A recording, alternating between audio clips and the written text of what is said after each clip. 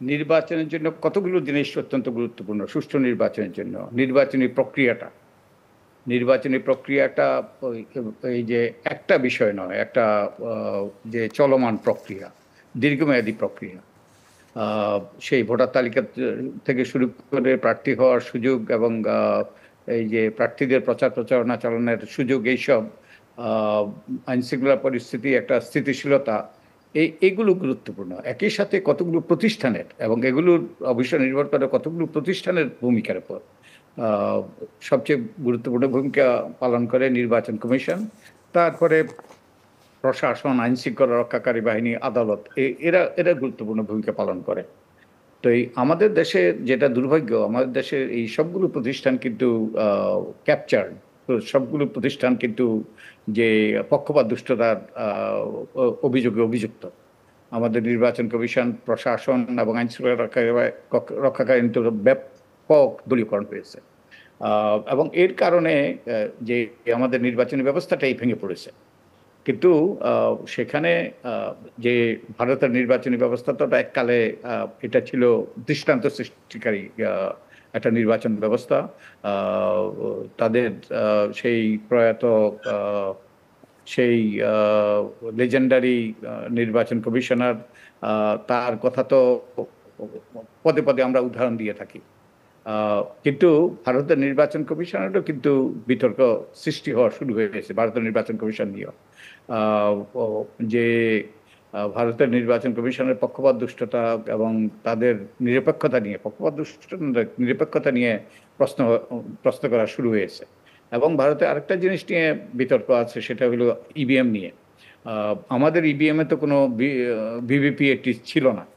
ভারতের নির্বাচন ভারতের ইভিএম এ সেটা যুক্ত করা হয়েছে তাদের সুপ্রিম কোর্টের নির্দেশে।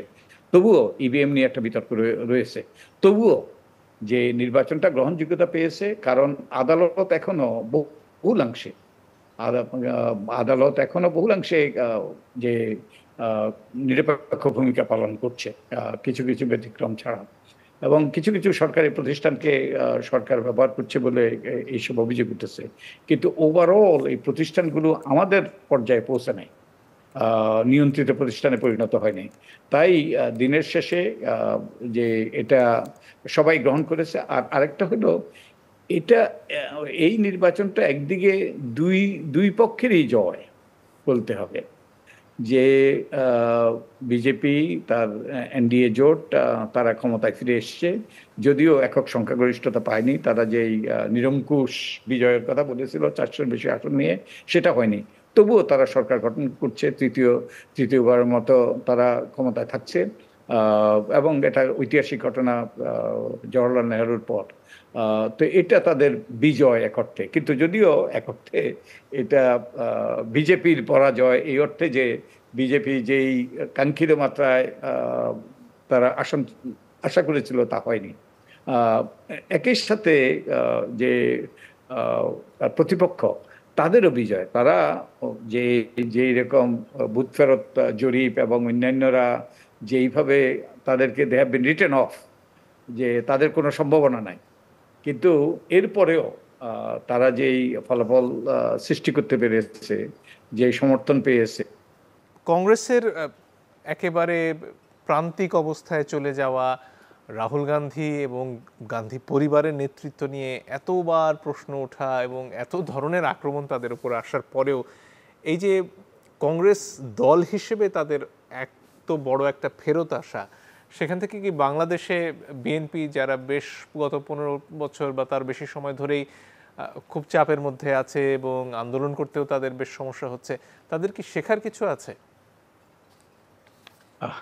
শেখার একটা তো অবশ্যই আছে, লেগে থাকতে হবে রাজনীতিতে। যদি আপনি মাঠ ছাড়েন এবং আপনি যদি এই যে খেলা বন্ধ করেন, তাহলে আপনার তো খেলায় জয়ী হওয়ার কোনো সম্ভাবনা নেই। তবে বাংলাদেশের আর ভারতের পরিস্থিতিটা ভিন্ন। আহ, এবং আমার বন্ধু অ্যাম্বাসেডর হুমায়ুন কবির যেটা বলেছেন, আমি আগে বলার চেষ্টা করেছি, ভারতের কিন্তু এখনো সুষ্ঠু নির্বাচন হয় বহুলাংশে। কিছু কিছু প্রশ্ন আছে, কিন্তু গ্রহণযোগ্য নির্বাচন হয়। কিন্তু আমাদের দেশে নির্বাচনে চলে গিয়েছে। আমাদের নির্বাচনী ব্যবস্থাটা ভেঙে গিয়েছে এবং আমাদের যে প্রশাসন চরম দলীয়করণের শিকার। আইন শৃঙ্খলা রক্ষাকারী বাহিনী তো সেটা ক্ষমতাসীন দলের ওই যে বর্ধিত অংশ বলা চলে। তো এই অবস্থায় যেখানে সুষ্ঠু নির্বাচনের সম্ভাবনা ক্ষীণ, সেখানে আপনার সমর্থন থাকলেও আহ, আপনার পক্ষে নির্বাচনী মাঠে খেলে জয়ী হওয়া প্রায় অসম্ভব। এই যে আমরা সাম্প্রতিক যেমন সাম্প্রতিক নির্বাচনগুলোতে দেখছি ভোটারের খরা আহ, এবং বিরোধী দলের বিরোধী দলের বর্জন। এই বর্জনের কারণ হলো বিরোধী দলের বর্জন এবং ভোটার খরার কারণ হলো অনাস্থা। এই যে নির্বাচনী প্রক্রিয়াটা ভেঙে গিয়েছে, যে বাঙালিরা ভোট পাগল জাতি, আমরা বাংলাদেশ ভোট পাগল জাতি। আমরা যে নারীরা লাইন ধরে ভোট দিতে দাঁড়ানোর ছবি আন্তর্জাতিক গণমাধ্যমে বহু প্রকাশিত হয়েছে এবং আমরা বহু প্রশংসা পেয়েছি। কিন্তু এখন ভোট খরা এবং দলগুলো নির্বাচন বর্জন করছে, কারণ তাদের কোনো আস্থা নেই। তাদের নির্বাচন কমিশনের উপর আস্থা নেই, তাদের প্রশাসনের উপর আস্থা নেই, তাদের আইন শৃঙ্খলা রক্ষাকারী বাহিনীর উপর আস্থা নেই এবং অন্যান্য যেসব প্রতিষ্ঠান আদালত থেকে শুরু করে তাদের নিরপেক্ষতা নিয়ে গুরুতর প্রশ্ন আছে। যার ফলে যে বিএনপি বস্তুত অনেকে তো বলে এখন বিএনপি হলো সবচেয়ে বড় রাজনৈতিক দল জনসমর্থনের দিক থেকে।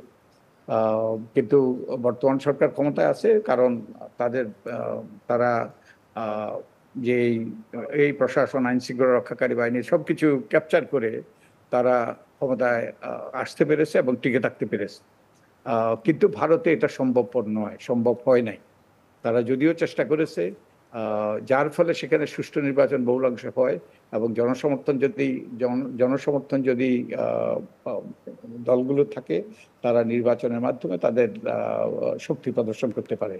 এবং এই যে আরেকটা যে জিনিস, এই নির্বাচনে অনেকগুলো ইস্যু ছিল ভারতে, যে বেকারত্ব থেকে শুরু করে তারপর বৈষম্য, তারপরে এই যে ইসলামোফোবিয়া, এই ধর্মভিত্তিক প্রচার প্রচারণা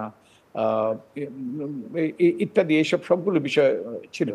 এবং এই বিষয়গুলো এই যে ধর্মভিত্তিক প্রচার প্রচারণা চালানো সত্ত্বেও, ইসলামোফোবিয়াকে কার্যকর করা সত্ত্বেও মোদি কিন্তু যেই সংখ্যাগরিষ্ঠতা আশা করেছিল তা পায়নি, কারণ অন্যান্য ইস্যুগুলো আরো গুরুত্বপূর্ণ ছিল।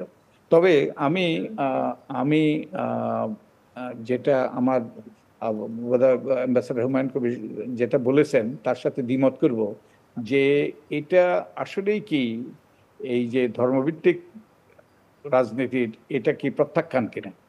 আমি মনে করি যে এটা হয়তো প্রত্যাখ্যান নয়, বরং অন্য ইস্যুগুলো আরো বেশি গুরুত্বপূর্ণ ছিল। তাই এই ইস্যুটার পক্ষে এত সমর্থন পাওয়া যায়নি। আর এই ইস্যুটার কারণে যে মুসলমান ভোটার যারা, তারা তো ওই যে তাদের জন্য একটা আত্মঘাতী হতো তারা যদি যে বিজেপির পক্ষে ভোট দিত।